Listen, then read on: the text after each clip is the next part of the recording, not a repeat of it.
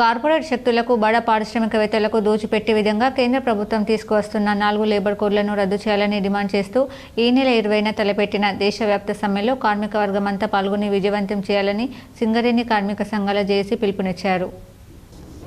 సింగరేణిలో సమ్మె విజయవంతం కోసం AITUC, INTUC, TBGKS, CITU, IFTU ఆధ్వర్యంలో గోదావరికని OC5 పై సోమవారం గేట్ మీటింగ్ నిర్వహించారు. ఈ గేట్ మీటింగ్లో పాల్గొన్న జేఏసీ నాయకులు మాట్లాడుతూ మోడీ ప్రభుత్వం మూడవసారి అధికారంలోకి వచ్చిన తర్వాత కార్మిక వ్యతిరేక చట్టాలను అమలు చేస్తూ 29 కార్మిక చట్టాలను 4 కోడ్లుగా మార్చాలని చూస్తుందని ఆరోపించారు.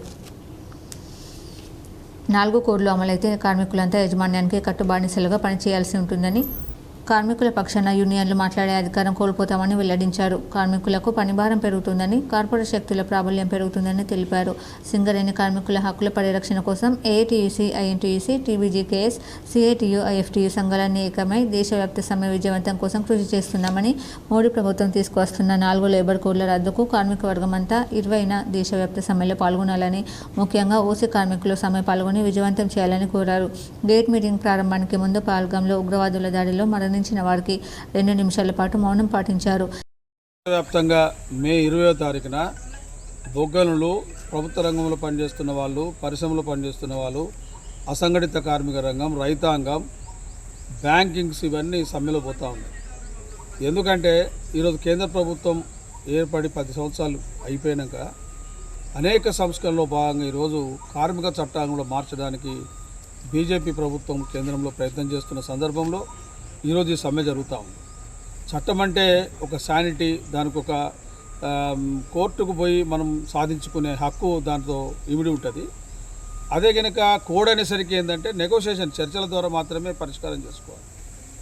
అదేవిధంగా ఇందులో అనేక అంశాలు ముడిపడి ఉన్నాయి.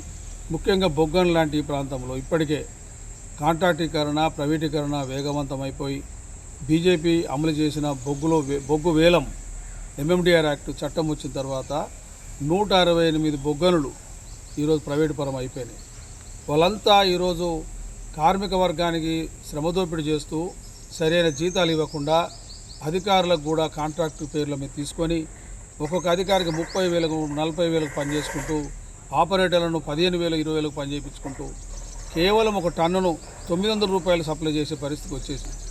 కానీ ప్రభుత్వ రంగ పరిశ్రమలు అట్లా ఉండదు.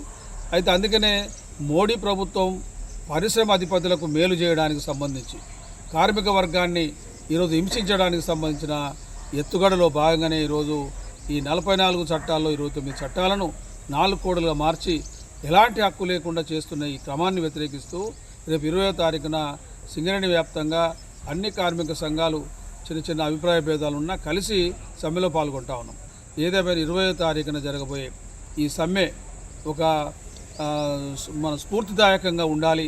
ఎందుకంటే ఈరోజు ఒక నానుడి ఉంది, ఒక అపవాదు ఓపెన్ కాస్ట్ కార్మిక వర్గం మీద ఉంది. అండర్గ్రౌండ్ బాయిలు సంపూర్ణంగా బంద్ ఉన్నా కేవలం ఓపెన్ కాస్ట్లో మాత్రమే యాజమాన్యం బొగ్గు తీసేయడానికి అవకాశం ఉంది.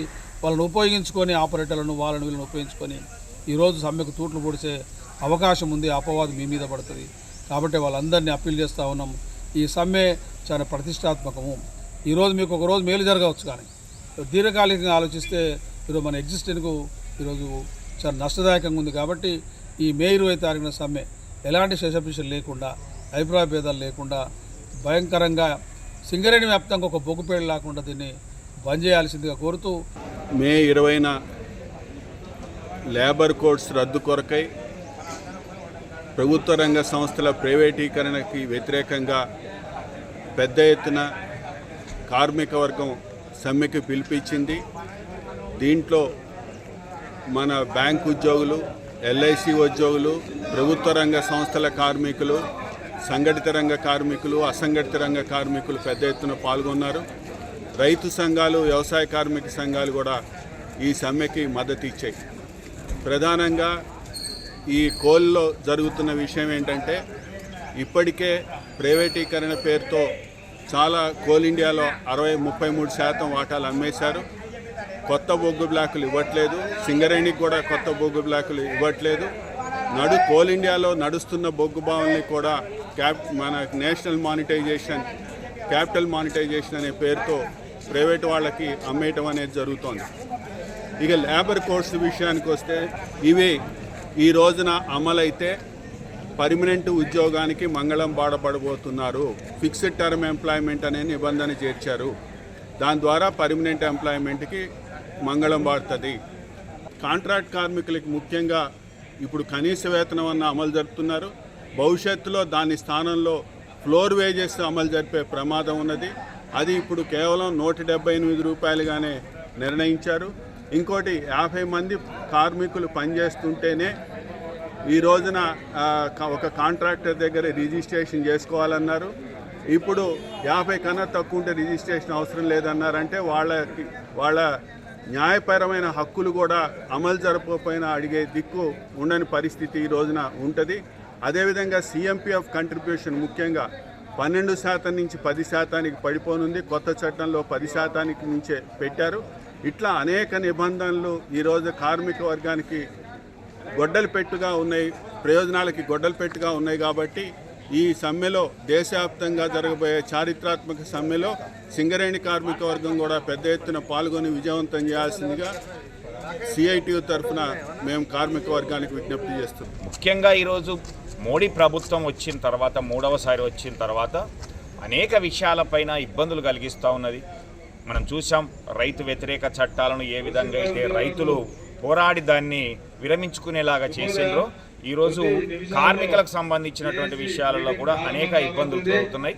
ముఖ్యంగా 4 లేబర్ కోడ్లు అనేటివి ఏర్పాటు చేయడం జరిగింది.